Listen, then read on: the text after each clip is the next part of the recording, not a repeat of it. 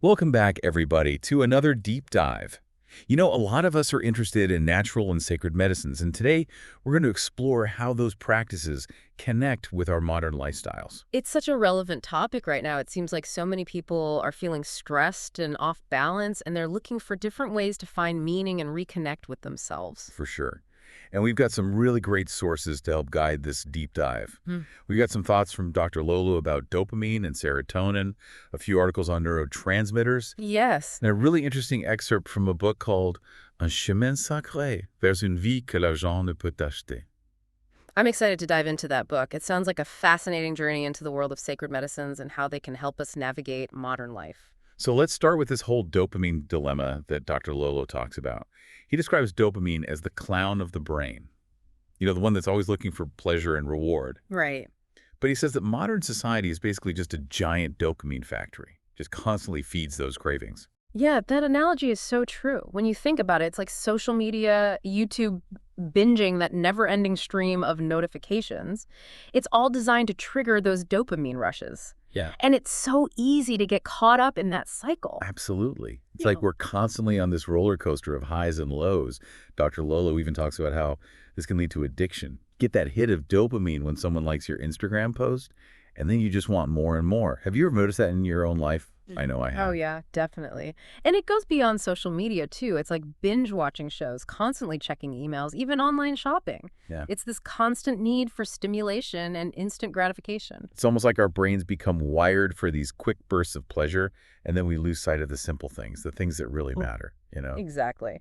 And this is where things get really interesting.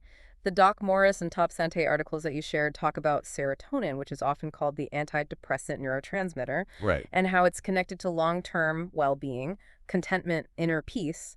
And the Express article even mentions that having too much dopamine can actually prevent your brain from making serotonin. It's like they're on a seesaw. When one goes up, the other goes down. Yeah. So if we're constantly flooding our system with dopamine, it's basically sabotaging our ability to experience lasting happiness. Dr. Lolo compares it to using drugs like cocaine or alcohol. You get that intense rush, but then you crash and feel even worse than before. Yeah. And it's the same with those digital highs we were talking about.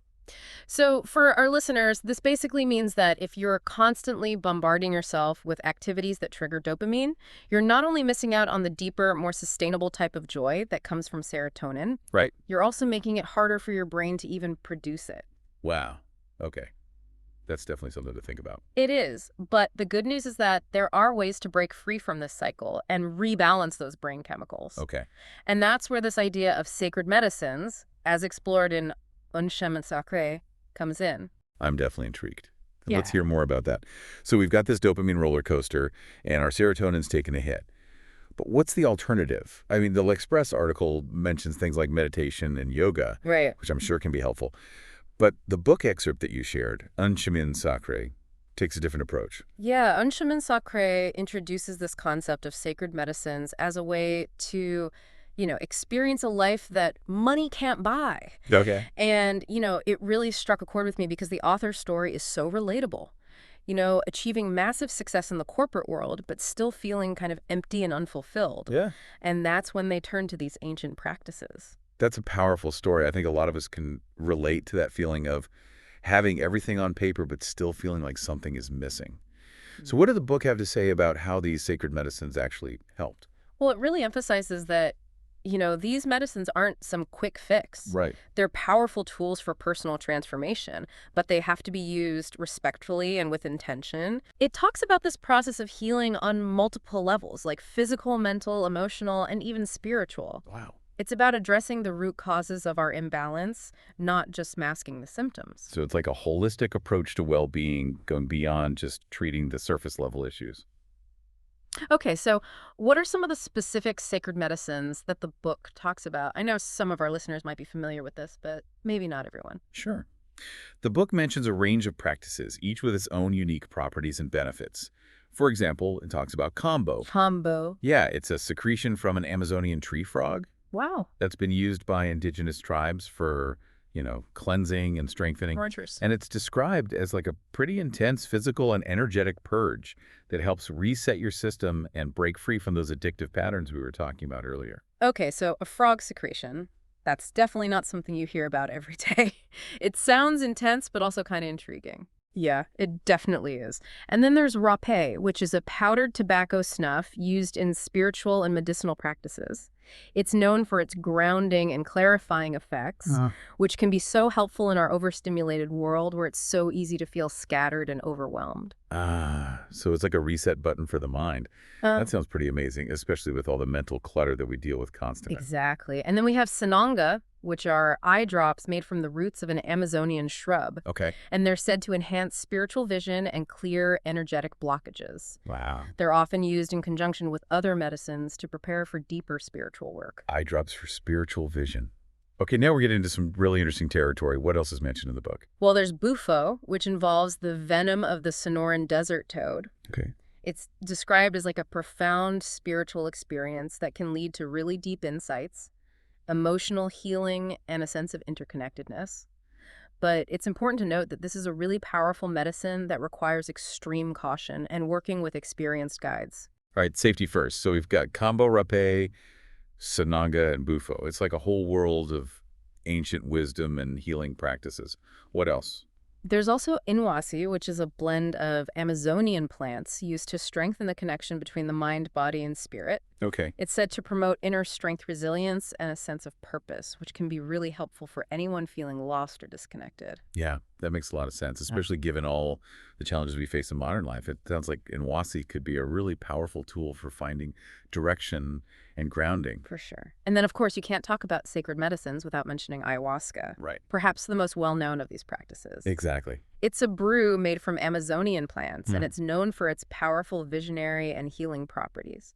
The book describes it as a journey into the depths of your subconscious, where you can confront fears, heal past traumas, and gain profound insights into your true nature. Ayahuasca is definitely having a moment right now, and it sounds like it could be an incredibly transformative experience, but I'm guessing it's not something to take lightly. You're absolutely right. It's a serious undertaking and requires careful preparation, intention, and the guidance of experienced practitioners. Okay. The book also touches on DMT, DMT. which is a naturally occurring compound found in many plants and animals, including humans. I've heard of DMT. Yeah. It's often associated with these intense mystical experiences and spiritual insights. Yeah. Right?